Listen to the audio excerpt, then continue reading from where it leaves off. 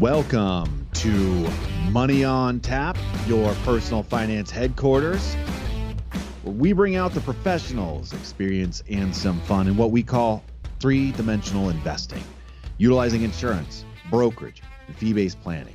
And we believe all investments have merit, and all investments have relevance, and all investments have their time and place depending on you, your objectives, and your goals. My name is Seth Krussman, and I'm joined here once again with John Ryder and Ben Brayshaw. We're all planners and partners with Brayshaw Financial Group. How are you guys today? Doing great, Seth. Thank you. Seth. Wonderful. Well, we're glad to have you listening to Money on Tap. And if you're looking to sit down with an advisor and start making some of the right steps towards your financial goals, we welcome the opportunity to do that with you. You can reach us at 855-226-8551 or email us at info@yourmoneyontap.com. You can also find us at Facebook at Money on Tap. We've got a lot to cover here today, guys. I'm like, what part do we grab first? Because we're really on part two. Part two, we're talking about we're talking about shedding new light on retirement planning, and we were talking in our last show really about the 4 different stages. Yeah, it was this Bright House. It's this Bright House financial survey thing, which is done at MetLife, and the Wall Street Journal partnered in it. And we talked about the 4 stages: the contribution, the accumulation, the mobilization, and the remuneration. Yes, well said, Ben. Well said. Yeah, I've actually had the opportunity to practice it over the last week. So, yes. So, but we're going to continue that. And I think, this is what I really liked about this study and what they did really well was they really took the time to understand the fears, the concerns, the issues that retirees and pre-retirees are facing on a daily basis. The things that are going on in their minds, the battles, the struggles, what's next steps to take. The things that they're going through is they're making this transition to understand when to retire, how to retire, and how to stay retired. Ben, there's a lot of people out there that think that they're the only one. Well, they know other people are going through challenges and that type of thing, but they think, wow, I'm maybe the only person that doesn't have it all together. I started saving late. Oh my gosh, they got you right next to him, John.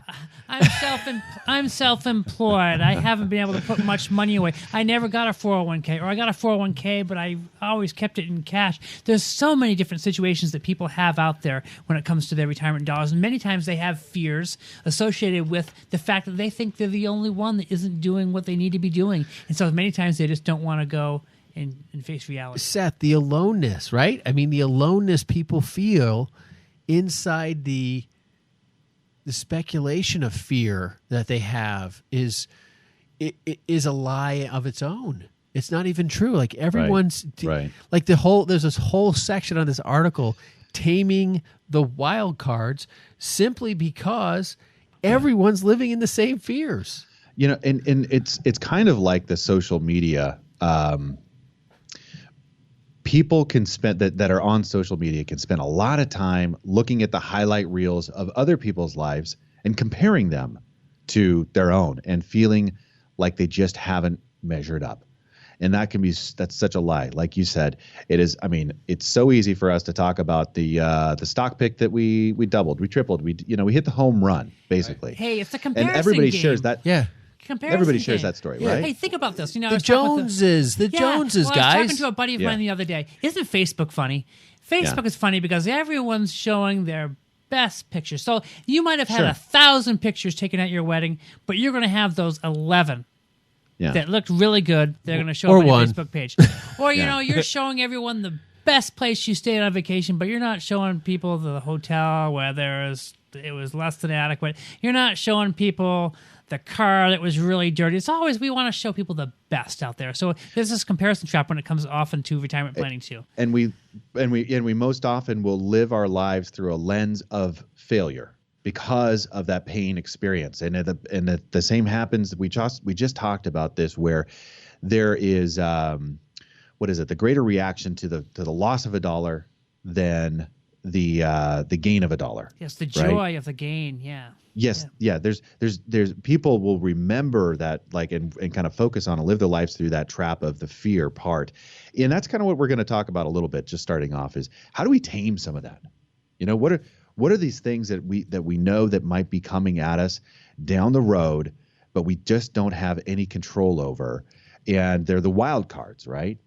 in our planning that everybody has heard about or is some kind of an identification with. And there's definitely some of these out here that we can work through, we can talk about, but I think uncovering those is just our first step in this process. Well, I think people are dealing with that balanced fear, right? So, one of the fears, and this article references to it as well, but it's clear as day. People want reliable income in retirement. They just want to know the check's coming through the door. And there's usually one spouse who manages the money and the other one that doesn't, and they just kind of, check in when they need to, kind of thing. And that's totally fine. And that's kind of the majority, I would say, of the relationships. Makes sense, so that people want regular because, what have they had throughout their whole retirement, throughout their whole working lives? They've had a regular paycheck. Right. And day in and day out. And they know how to manage that. They know how to work with that. They know how to struggle through the times when they have excessive expenditures and they have times of profit. They have to borrow from Peter to pay Paul. Yeah, That's how it all they understand how to play through those games. But I think I wish I had something to add there, like tighten up the belt, or you said rob Peter to pay Paul. What's the other expression? Rob Ben to pay Seth. I don't know. Yeah, it's hard to keep payroll going here sometimes. So tighten up the belt strings there. That's right. Tighten your belt up. But that's actually one of the other fears they list in here. People don't want to hear tighten up the belt. No, they want to keep on they spending. Don't. If you just set up an income, they know what their expenses are going to be roughly. Most of them have done the math, right? We talked about last week when they're mobilized, they know exactly what they need to have to retire. And then, if you give them that number and they've declared it to be their number, they'll make it work through good and bad. And they've done that their whole lives with jobs. But then the other side is when they get the fear of job insecurity. When they're afraid that their job might end because maybe they're getting too old or looking for someone younger to pay less money, right? All these see friends get laid off. We're seeing that a lot right now. Yeah, we had one client who, praise God, he accepted the offer. Next thing you know, they had layoffs at the company. Yeah. He accepted a buyout offer. And so, and I don't know he would have even gotten laid off, but it was kind of like, hey, peace of mind. He was extremely happy with that advice.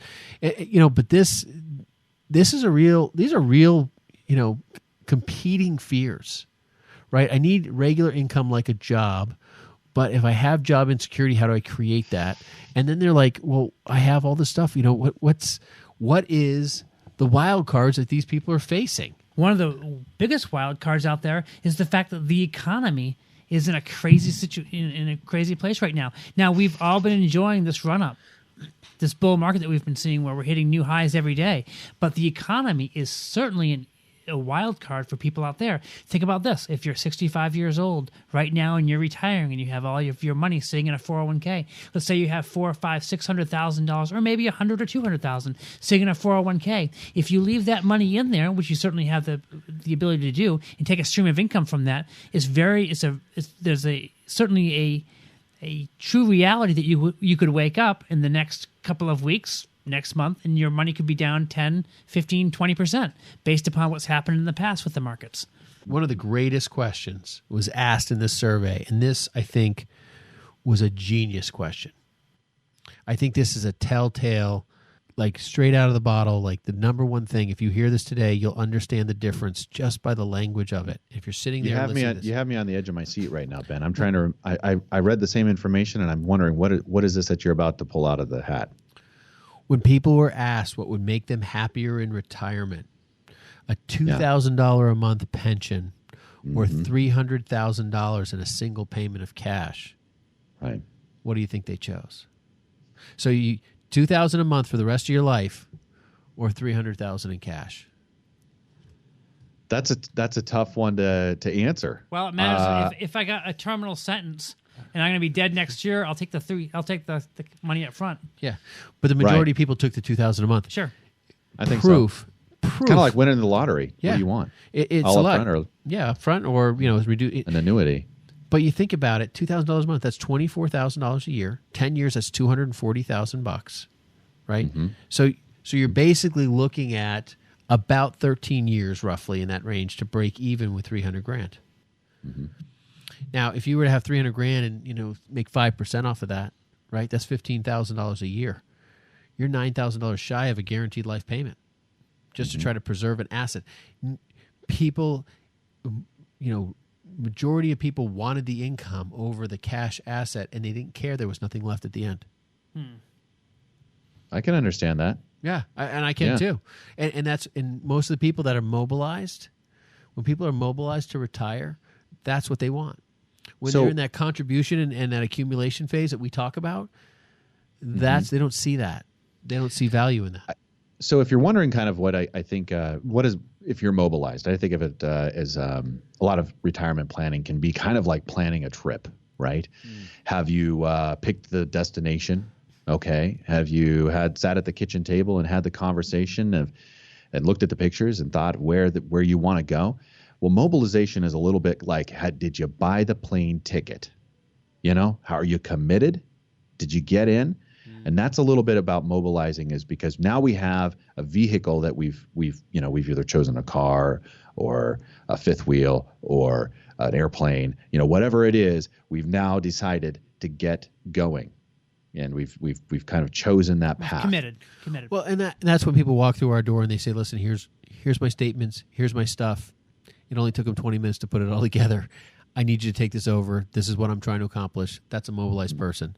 Somebody we have to say, hey, listen, this is what we're going to need. This is what we're going to, like, they all know what we need. There's not a person out there that doesn't know when they meet a financial planner that, hey, they're going to need a copy of my statement, my wills, my trusts, my healthcare directives. They want to know what's going on. They want to know who to contact if something happens to me. That's what planners do. They're engaged on all fronts. Something happens to you in your health, we're calling your power of attorney. If something happens, inside your trust, you pass away and you need something done, we're engaging your attorney. Ben, it's interesting that you mentioned all that. That reminds me of the conversation we have with our clients every time they come in about our client portal. The client portal just has that ability to have everything on the same page so the clients can see it all in one place. We've been finding people especially like this when it comes to their healthcare powers of attorney. If you're on your way to the hospital, you can take your iPhone, have that with you, and have that document with you. Use our app.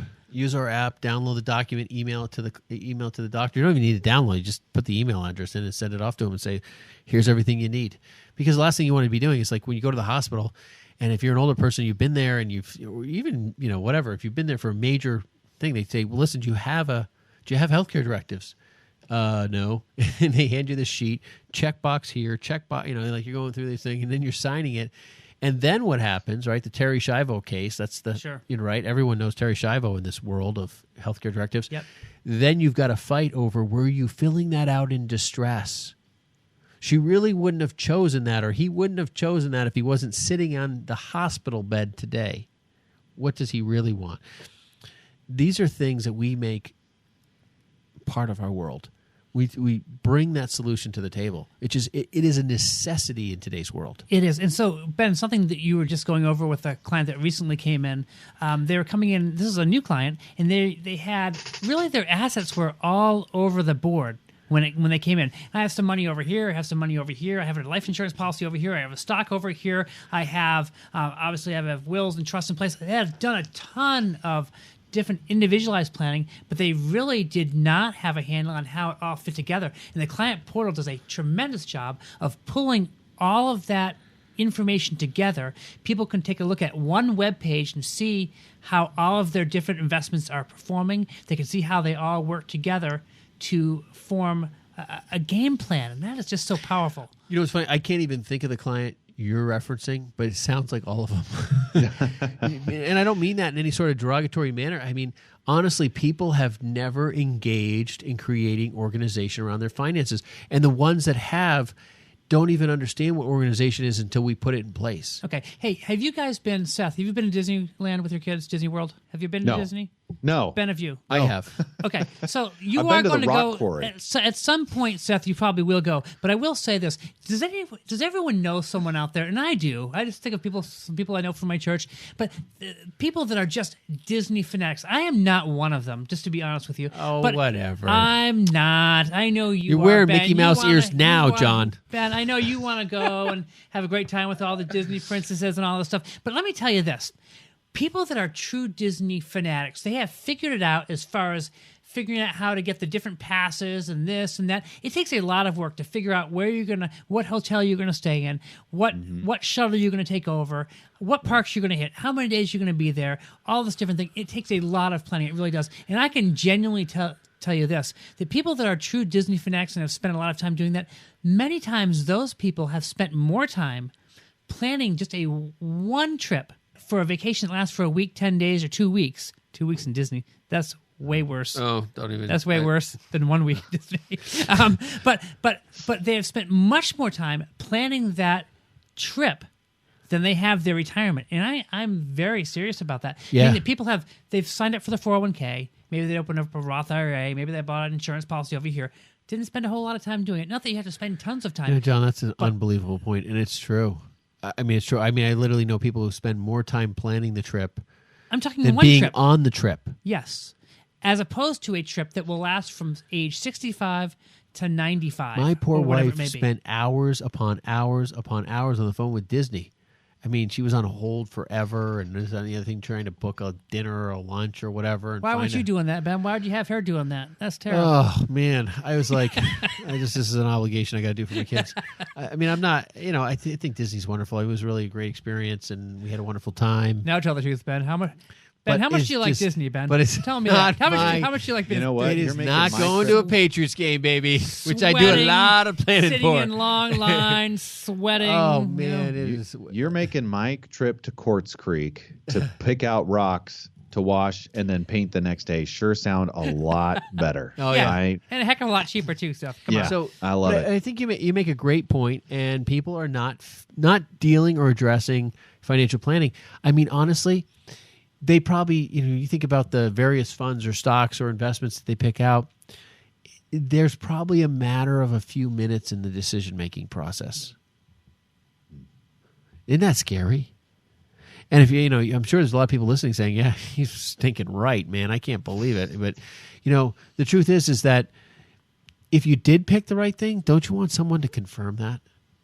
to validate what you're doing. Yeah. Like just break it down and say, yeah, this is what we're doing. And then with the demographic stuff that we talk about and trying to amplify where you're investing to be in the most advantageous areas for demand and supply needs, that's stuff you need to understand and make sure that that's echoing through your portfolio choices. Not like sitting on the end of this line saying, hey, that makes a lot of sense. Yeah, we should do that. That's great. That's great. And then they never reallocate their 401k. And that's the problem. People get a lot of advice, but they don't sometimes act on it. And that's a fearful thing. You're listening to Money on Tap, and you can reach us at 855-226-8551 or email us at info@yourmoneyontap.com. We'll be right back. Hi, my name is Ben Brayshaw, one of the co-hosts of Money on Tap. If you have questions when it comes to your retirement and are looking for a personalized solution, contact us at Brayshaw Financial Group. In today's volatile stock market, we can help you plan to find your successful retirement solution. Am I saving enough? Am I saving into the right places? Do my investments match my appetite for risk? Do I have a tax strategy that is going to help me keep more of what I earn? How can I maximize my Social Security income? If you are like most people, you are getting closer and closer to your retirement and may be wondering if you're taking the right steps. If you're in retirement, you may be wondering, am I maximizing my income while preserving my estate and caring for my family? We talk about all things financial in what we call three-dimensional investing, putting a plan around your financial future. If you feel that now is the time to start getting the answers to some of these questions for your own situation, give us a call at Brayshaw Financial Group at 855-226-8551. Headquartered in Bedford, New Hampshire, we have offices throughout New England and across the country. We would love the opportunity to show you how we can help. There's absolutely no cost or obligation just to meet with us, and we welcome you to our office. Call us at 855-226-8551. Welcome back. You're listening to Money on Tap, your personal finance headquarters, and we're bringing out professionals' experience and some fun in what we call three-dimensional investing. You can reach us at 855-226-8551 or email us at info@yourmoneyontap.com. You can also find us at Facebook, at Apple Media, wherever you get your podcasts through, Stitcher. We're out there, and we're glad you're listening. And if you do have a concept that maybe you're struggling with or something that you're curious about or something that you'd like us to discuss, We love engaging with our audience that way. Please email us at info@yourmoneyontap.com. And if we roll out that concept, then guess what? You're going to get a hat or a t-shirt. Your Money pick, on tap swag. Swag. Swag. Does anyone say swag anymore? That's a I great don't word. know. That's a great word. We should bring that back. That's a great word. A retro word. Absolutely. You know, we were talking about retirement income, and Ben was just talking about the fact that retirees would prefer to have a $2,000 a month pension check come in than necessarily a lump sum of money. Was it $300,000? $300,000. Yeah. And you know what? The fact is, people do want to have reliable streams of income. Those reliable streams of income can come from such things as pensions. Of course, we've talked about pensions. We don't really have a whole lot of them anymore. Yeah, pensions are dying. And a lot of people out there that have pensions are concerned about they're under them. fire. That's right. It's because they're under fire, because they're underwater. A lot of these pensions just aren't doing well. They're underfunded, and as a result, many people are concerned about their future retirement income from there. But another thing, so we To make the story better, John, go to the next point. Well, we have pensions, we have Social Security. Well, does Social Security get any better? No, Social Security is kind of rough too.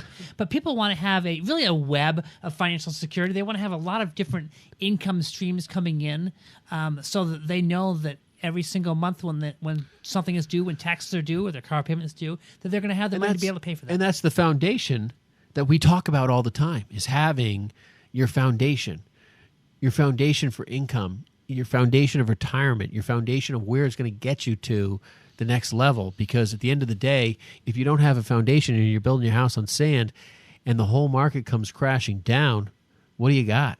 And you know, Ben, that's exactly right. That's one of the reasons why many times we'll use an annuity to help people have a base form of pension in addition to those pensions. Yeah, we got I mean, why are people up in arms about the pension issues and the Social Security issues? They're up in arms because they want those things. They know intrinsically that foundational elements are extremely valuable to their retirement. It's the only thing they say they can count on. We had a military serviceman in talking about his military pension, and we were talking about how that's just so much better than Social Security. It's kind of like, hey, if he's not collecting his pension and our military's not around, we got bigger problems to fry, right? I mean, that's a whole nother issue to deal with.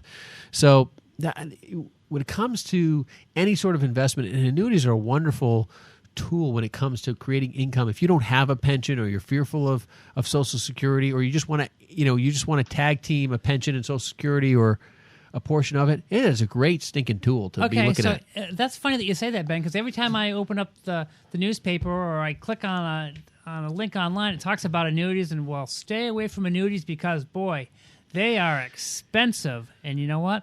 They are expensive. Yeah. However, if you have a solid benefit that is giving you some guarantees down the road, then that could be a good use of that money. Yeah, when you're looking at something that has an expense, right? When you're looking at something that has an expense, you have to ask yourself, what are you paying for? Sure. Right? I mean, you can go buy a Volkswagen, a BMW, or a Maserati, or whatever it was, but you're paying for something. Something about that vehicle said, hey, it's worth the extra dollars. Volvo did a great job, and they have done a great job over the years of letting people know or marketing their car as a safe vehicle. Right. And that's what they spent their money. It wasn't talking about luxury. It wasn't talking about speed. It wasn't talking reliability. about elegance or reliability. But here's what it did. It made you, if you were a parent that had some means and you had some money and you knew when your kid turned 16 years old and got behind the wheel, then you knew that if you wanted a safe car, who doesn't want a safe car for the kids, that you would go out and buy a Volvo. And I don't know if they so much promote that as much these days, but I can tell you they were probably the pioneer when it came to having airbags coming from every different direction, having a solid steel wraparound cage to where. And that's what an insurance company does, is they create airbags on income. But it's expensive to do that. And you know what? A Volvo wasn't the cheapest car you'd be buying off of the production line, that's for sure. And nor is an annuity. Because you know what? Right now in today's world, if you want to buy investments out there, you can buy investments for hardly anything. I mean, we see sometimes people come into the office and they'll have an index fund where they're paying a very, very, very low expense ratio. And you know, that may be fine. That may be helping them reach the goals that they want to reach, and that can be great. But the Or it might not. downside, or it might not. But the downside is the fact that they're just riding the market out with whatever it does. There's no professional manager in there. There's no one that's deciding, you know what, it's time for you to move out of that, or it's time for you to move into this. And there's no tactical effort to look at just even getting out of the market. Nope, like extremely passive. Whatever happens. Being at where we're at right now in our stock market, tactical allocations are a real consideration for people. Like, you want to pay someone to say, we're getting out. Okay, so if you're out there and you have $500,000 sitting in an index 500 fund that's not being managed at all, to me that would be a very nerve-wracking place to be, because with the markets run up as they have, it'd be very easy to see a significant correction then. Bigger deal if you're 65 plus. When this correction happens, you're going to hurt. And it's going to hurt bad. And the closer you are to pre-retiree or retiree, the more it hurts. And why is that? It's because it takes a longer time to recover. You know, if you're 20, 25 years old, not a big deal. People walk into our office and say, gosh, I lost all this money. I need to talk to you about it. And then they say, I'm going to wait for it to come back, and I want to do all that you just said. It's like, wait, hold on a second. Do you realize that those are competing thoughts? That those don't actually go together?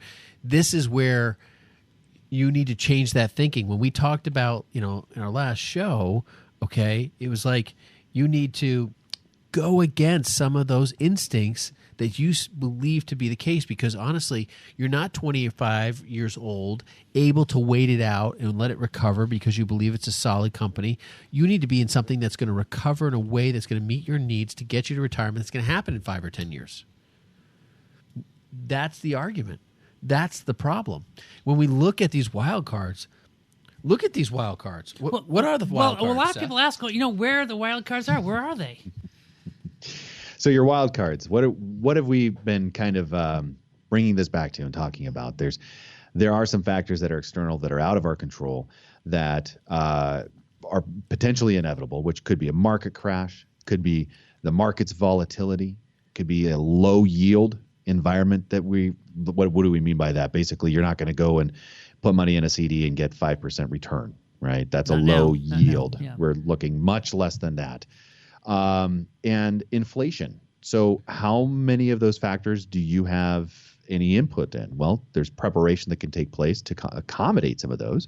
And those are the wild cards, though. We don't know when or how they get pulled. I'm getting there. All right. It was intentional. Oh, okay. I'm being thoughtful about this. The last, and certainly not least, is health issues and expenses, and that is the one out of them that out of the 5 that really of the top wild cards that they're deal with, that is not a market performance or market related. Yeah, everything else is market related. So we're worried about the market going up and down. We're worried about a stock market crash. We're worried about a low yield environment. We're worried about inflation. Our money not buying as much now as it will in 20 years, or buying less than 20 years. I look at these numbers. Okay, so market crash. Okay, this is what people believe. So people believe that 70% basically of people believe a market crash is going to happen. 65% believe market volatility going to happen, big time. 64% health issues. Okay. But then you look at inflation, which is the lowest of the 5, it's 46%. Like, this is the silent killer right here. This puppy is going to be a real problem for us. But why is that? So because you have people with fixed income. People don't understand how much trouble we're in with inflation, what's coming down the road. And honestly, in my opinion, the lies that inflation is, because there's no real consistent measure, right? There's no real consistent, comparable measure. You can look at all of the government ones, and there's all different variables, and it's all, in my opinion, bogus. It's just bad data. Inflation is different things for different things. So you talk about education, huge inflation. Anyone that's paying for college education knows. Healthcare, huge. You may not notice it as much. A gallon of milk at the store. Yeah. If you have kids and you're going to buy a gallon of milk, there's no way we're having an inflation rate around 3%. It's just not that way. Right. And if you're paying for college today, well, you're in a completely different inflationary bracket. And let me tell you about people that really feel the effects of inflation. People that have had Social Security for years, and they are not getting increases. I guess we're getting an increase this year, but we did a past show about Social Security increases, and it's few and far between where we're getting increases. But if the cost of living is going up at 3 to 4 to 5%, in your pension or your 6 or 8 or 10, depending on which person you're actually listening to. And if your income is staying the same or just going up slightly, it's not enough. So you have a lot of people out there, and we've all heard of retirees who are saying, you know what, I'm having to make decisions on what I'm going to buy. And sometimes it gets as drastic as I have to make a decision on whether I'm buying groceries or whether I'm buying my pills. So the argument, hold on. So the argument, Seth's trying to provide it, I'm sorry. So the argument about salaries, right? When Obama was in office, there was an argument about salaries and locking in salaries, raising the minimum wage and all this stuff. And I am not against people making more money. Thank you, Ben. Yeah, I'm not. What I don't think people understand is that when you pay somebody more money, that means you're going to have to pay more for the services they provide, which increases the push on inflation. Trickle down. And this is really what I don't think people understand, that even though inflation is the lowest of the wild cards rated by their study, I think it's probably the biggest or second biggest fear we should be having as a nation and as a retiree or pre-retiree person, and how to address those issues. How to, John, when we made a presentation to somebody the other day, they're already a client, but they were retiring early, which was a wonderful story. And they were extremely happy. And they're like, I can't believe we're 5 years early and everything's good. All of that stuff was fantastic. And then we said to them, well, this money we're not going to turn on because this is your inflationary money. Yeah. And they're like, thank you. That's the part that people are not really preparing for. And honestly, we as planners can only plan for it. We can't tell you what it's going to be. The crystal ball doesn't exist. Like, this is what a gallon of milk is going to cost in 20 years. But I'm telling you, it's probably going to be like $20.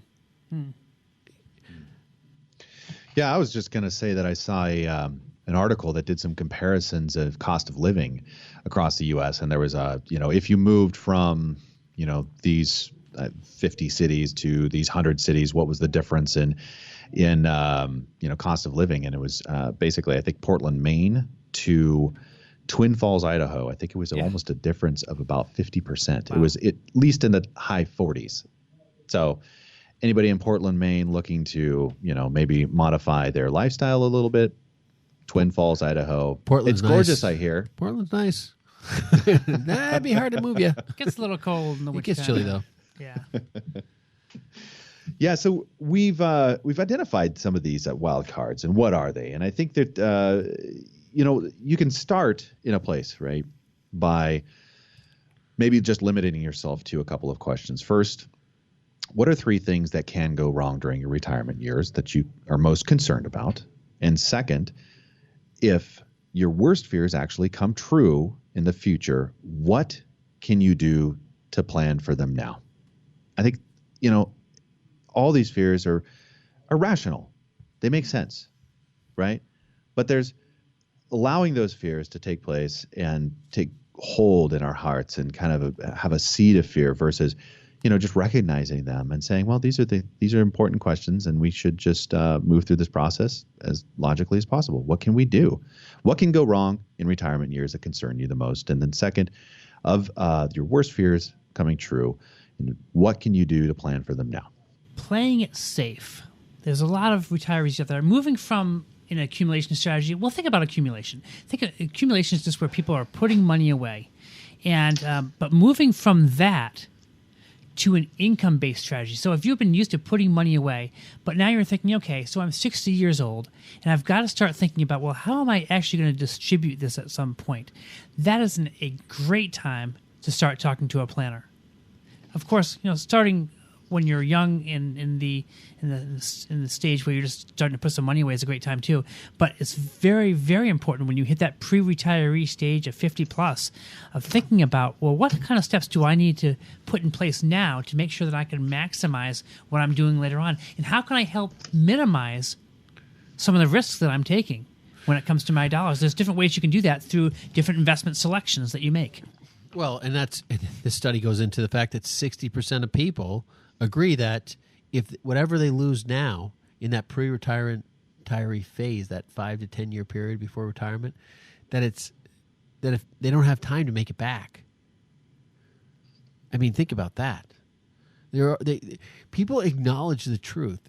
They know what it is. 70% of people know they need to take less risk, and 60% of people know that if they lose it, they're not going to get it back. It's like, where do we actually mobilize people and get them out of the accumulation phase and say, listen, let's take some real action. Let's get ahead of this curve.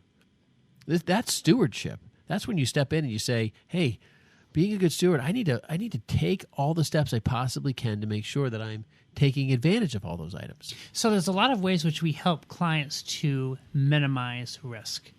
And Ben, I know we talked a little bit, and Seth, we talked a little bit about annuities, how annuities can help people to reduce their risk somewhat. Also, people can take advantage of perhaps different insurance programs that help to minimize risk. For instance, if you are living in a house right now and you have a mortgage on that house of $250,000, having some type of protection in place that if you pass away so that you don't bankrupt your spouse, that would be a very good thing to consider, having some insurance in place on that. You know, we just set up a pension plan for a client where they're going to get a regular stream of income for their retirement, but also at the same time, we're also through that investment plan also going to provide a death benefit that will pay off their mortgage in the event that they were to pass away prematurely. And so it's just a kind of a two-pronged approach. Yeah, using insurance, using income strategies and so forth. And a lot of people say, hey, does every piece of income have to be an annuity? And the answer is no. Definitely not. We were using brokerage accounts to produce straight-up streams based on historical practices with some foundational elements. There's a lot of moving parts in that program, but when they sat down and we went through it, we organized it and everything else, I mean, literally, John got an email today with, two clients, 2 referral people called in, and they gave us 3 other names and said, this is unbelievable. This is exactly what we should be doing. And they started talking to their friends and they're like, I need somebody who does that. Sure. And I think people are so scared because they don't want to put a lot of time and effort because their time is so sparse. Like one guy was in today. He's been a client for 18 years. He's like, I'm just so busy. I'm so busy. Yeah. And it's just that's a major problem in our world. We're just busy. And people don't want to waste their time doing a lot of stuff and saying, man, if I have X number of hours to live in this world, I don't want to spend it on organizing this right now. And I get that. But if you give it over to us, you're going to save a lot more hours that you'll spend over the rest of your lifetime waiting to find someone like us. So reducing risk can be done in many different ways. Another way, Ben, I'm thinking of an appointment we just recently had, actually last week, is an engineer who'd worked for years and years and years, real great guy. And we talked about the fact is, he had just inherited some money. He and his wife had just inherited some money, and they could not believe that they're at this stage in their life. These guys are great folks, but they have been missionaries for years and came back into the workplace 10, 12 years ago. And so they kind of felt behind the 8 ball. But the fact is they had done some savings, and really their dollars have really accumulated to a nice degree right now. And we talked to them about the fact that they may really want to protect some of their assets or all of their assets from the possibility of long-term care eroding, the need for long-term care eroding those dollars. One of the first things that she said was something about, that long-term care. Listen, I know someone, my aunt, that had long-term care, and you know what? She never got a dime from it. And you know what? When we looked at the kind of policy, or we talked to her more about the type of policy, we can see how she would be upset. There are a lot of long-term care policies that were sold years ago that really were not designed they're designed only for one thing, and that is if people entered a facility. For their long-term care, but there's many times of it's really scary. What's scary? So there's not a lot of traditional long-term care even available to purchase. Where do you find it? Yeah, to purchase anymore. But what's really scary about this, and Seth, we've had this conversation too, is like we don't have enough nursing homes or assisted living facilities to cover even 1% of the retired people in this country right now. Yeah. 1%, So at the end of the day, when we have the rest of the baby boomers retiring, we can't even build enough places. So these old long-term care programs, which mostly originally only covered people in a care facility and had some, if they had an at-home care scenario, it was significantly reduced, are going to be almost worthless. And so there's been a big burnout in the perspective of long-term care. The time where we see real, pinpointed focus on long-term care in this world is when people have experienced it with a family member and it's been successful, and they want it, and they want a lot of it. Yeah. And sometimes it does work that way. It does work that way. Sometimes it actually works very well. You're listening to Money on Tap. You can reach us at 855-226-8551 or email us at info@yourmoneyontap.com. We'll be right back. John Ryder gives us a better understanding about pensions on this Cliff Notes edition of Money on Tap. Pension can be a very, very valuable thing for a retiree. Many people aren't aware, hey, if you're getting a pension for a couple $1,000s a month, do you realize how much money the actual company has to have put aside for that? It's really an incredible amount of money. But basically, a pension is simply a retirement account that an employer maintains to give you a fixed payout when you retire. So we sit down with a lot of people in our offices, and they come in and they'll tell us about their different incomes that they have coming in for retirement. It may be that they have a 401k. They may have a Social Security that they're counting on, but they also may have a pension as well. The pension typically is determined, how much pension you get by how long you have worked for your employer and what your salary was. And when you retire, you can actually choose between getting a lump sum pension or payout or a monthly annuity payment. We see a lot of people that come into our office that they're offered typically like a buyout for their pension, and they can actually either take a lump sum or they can actually get a monthly amount coming in. So many times what we are doing as advisors is helping folks to understand, hey, is it better for me to actually take a lump sum here, or is it better for me to take the monthly payout? And sometimes that lump sum can be very attractive, but sometimes you wouldn't want to trade that for that monthly income that they have the ability to have coming in. But many people really aren't aware of really how valuable those pensions are. But you think about this. If you think about a pension, you think about that monthly income that is driven every single month by that underlying sum of money. It has to be an incredible amount of money to actually generate a decent pension over time. Find out more about three-dimensional investing, utilizing insurance, brokerage, and fee-based planning with Ben Brayshaw, Seth Krussman, and John Ryder on their weekly radio program, Money on Tap.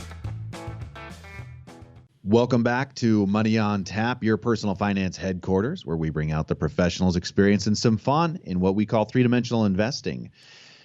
You can reach us at 855-226-8551 or email us at info@yourmoneyontap.com.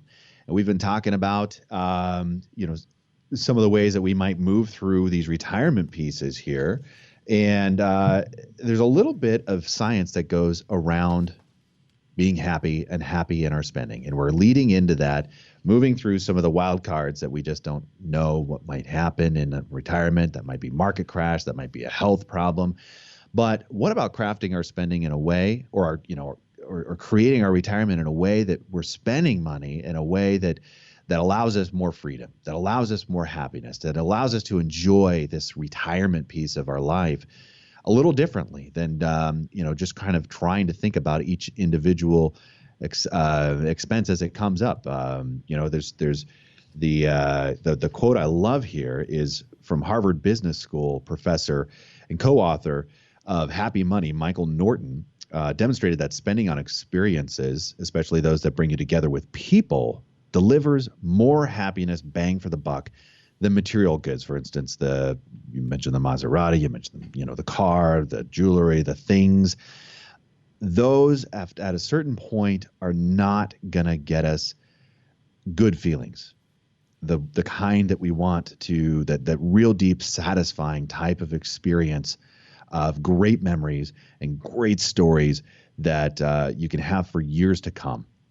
And I think that I couldn't have said that better myself. And I think one of the things that allows for that type of exchange is some thoughtful presentation or some thoughtful mobilization through a retirement income phase where you can solidify what you talked about, John, that web of income, that potential pension stream of income. And it's really an interesting thing of how we're designed, how I think God has created us to just really work within certain types of budgets, I guess, is what I'm trying to get to. Is like once you've gone through that process of understanding a budget and understanding your income, these people have spent it's a freedom. 40, 50 years living like that, learning that.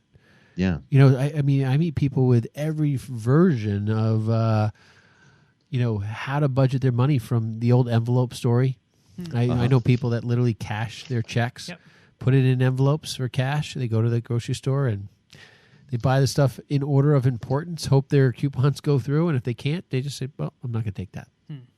Yeah. And that is, people have learned how to discipline themselves to the point to find success. And then I've met people who have, very little to no discipline. And, sometimes we actually have to really help them create that discipline and develop that. We've implemented the client portal to help with that a lot, to help building budgets and, download, spending activity and stuff like that to help them understand where some of the holes are in their, in their financial thinking. Because they think, oh, well, I'm doing all right and this, that, and the other thing, but I make this much money. And we're like, well, where's this? And they'll give us a budget where they spend their money. But at the end of the day, the numbers don't add up. And you say, well, wait.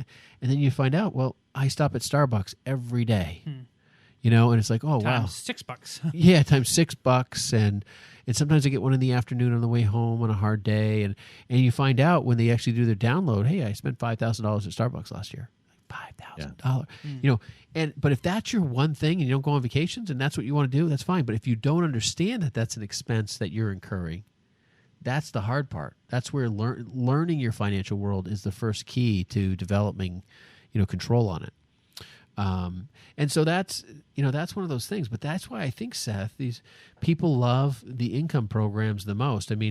Even if it's income out of a brokerage account, we'll set it up, dividend stocks, you name it, bonds, whatever it is, pushing out a straight up income that they can basically rely on statistically. And along with maybe the Social Security and the pension and maybe an annuity or, whatever other pieces they have out there. But at the end of the day, people love that. They don't like giving you a call.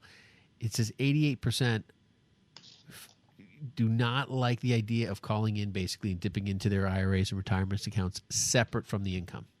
88%. There's a feeling of insecurity when they do that because they're wondering, well, how long can I continue to do this? Oh, gosh, what did I do now? Is that going to create a problem long term? That's the fear right there. Yeah. Yeah. And it's kind of a built-in savings strategy for a lot of people that have the 401k programs or those types of basically you're going to get a paycheck and before while the taxes are being taken out of that paycheck, that W-2, guess what else is being taken out? That 401k retirement plan, savings plan. So that's kind of a choice architecture that's already been provided, and a lot of the time it's whatever is after that becomes the income of the house and it gets spent.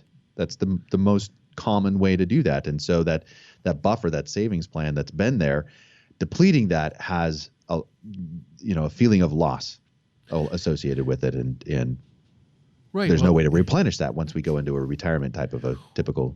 Well, a lot of people have anxiety around liquidity. Like they want everything liquid. They want to be able to grab money, and they don't understand prioritization in retirement. That's another issue that exists out there. Like they say, hey, well, I want to take the money from this account. It's like, no, the best place to take it is from this account because that's how it's designed to do. It's like, well, it's like, well, we built, distribution programs and we built accumulation programs, and you want to make sure you're not taking it away from the things that are accumulating for you. You want to take it away from the things that are designed to distribute for you. So those are some very interesting struggles we face as well, as just kind of like trying to help people understand the mechanics around some of the investing strategies and how to create that income. One of the things we're known here for at Brayshaw Financial Group is the fact that we do a lot of tax incentive financial planning. Yeah. And what I mean by that is that when we are helping people make investment choices during their accumulation stage, we have in mind the stage in life where they'll be pulling those dollars out. And how can we best help them put together a strategy that will help them to minimize the income tax dollars that they have to pay later on. What strategies can we choose now when you're 40 so that when you're age 60 that you can keep as much money in your pocket as you possibly can without having to spend out more than you have to? Yeah, and I found this over and over again. One time I had a prospect, someone came into my office, we were chatting, sitting down, talking about different things, and we were talking about rates of return and this, that, and the other thing, and they were sitting with an advisor who was talking about X, Y, Z in returns. And I was trying to get through to them that the pre-tax return, it's kind of like, let's just give you an example. After tax versus pre-tax? Yeah, just saying, hey, listen, do you want, if you're in a 30% tax bracket, do you want 7% before taxes or 5% after taxes? Which return do you want? And it was just, and I'm just kind of making something real general here. Yeah. But at the end of the day, I couldn't get through. I couldn't win the battle because they don't understand what you get to keep. But John, you and I and Seth, we were talking about one thing that I think is a real legitimate fear. And I was having a discussion with somebody who contacted us about qualified versus non-qualified funds.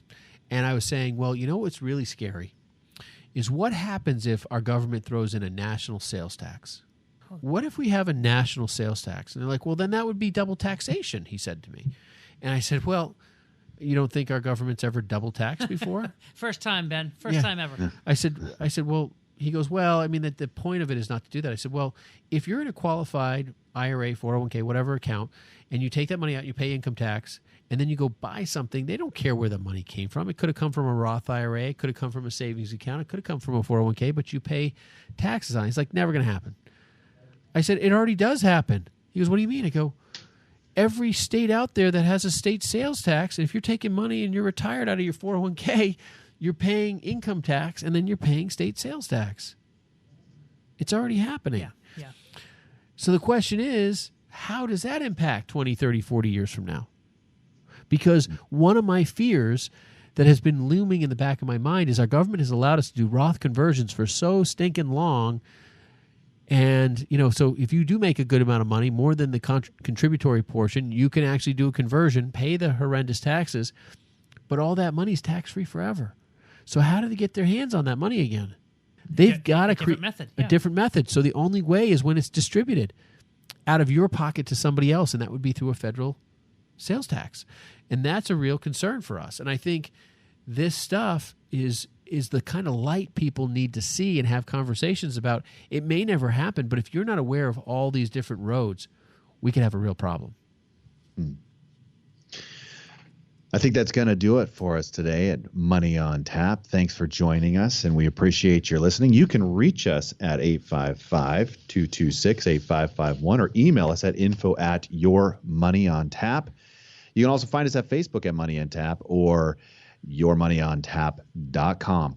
And just kind of some final words here as you're building this, have some fun. Yeah. I love the mindset. Like, think of it as your journey. Think of it as your mission trip that you're creating with some friends and families and relationships, and the places you want to go, the things you want to see, the experiences that you want to have. Put that first and foremost as you're crafting this, because this is going to be unique to you. It's going to be individual to you. And you need to go into this idea with those things in mind and those as your motivation. And the rest of it's just going to kind of unfold and happen. And it's going to be there with the help and the support of your financial advisors, be that us here at Brayshaw Financial Group or whoever you connect with, and that team that you want to surround yourself with. That's what they're there for. And we appreciate, again, you listening to Money on Tap and finding us at Brayshaw Financial Group and calling us at 855-226-8551 or email us at info@yourmoneyontap.com. Thanks again, you guys. This was a lot of fun. Awesome. Great show, guys. The views expressed are not necessarily the opinion of this radio station and should not be construed directly or indirectly as an offer to buy or sell any securities mentioned herein. Investing is subject to risks, including loss of principal invested. No strategy, product, material, or tool mentioned can assure a profit nor protect against loss. Please note that individual situations can vary. Therefore, the information, products, materials, or tools mentioned should be relied upon when coordinated with individual professional advice. Past performance is not a guarantee of future results. This show may be subsidized in whole or in part by a product sponsor or issuer. Securities and advisory services offered through SagePoint Financial Incorporated, member FINRA SIPC, and a registered investment advisor. All other services offered through Brayshaw Financial Group LLC are independent of SagePoint Financial. SagePoint Financial and Brayshaw Financial Group do not provide tax or legal advice. Main office is located at 116 South River Road, Bedford, New Hampshire, 03110, and can be reached at toll-free 855-226-8551.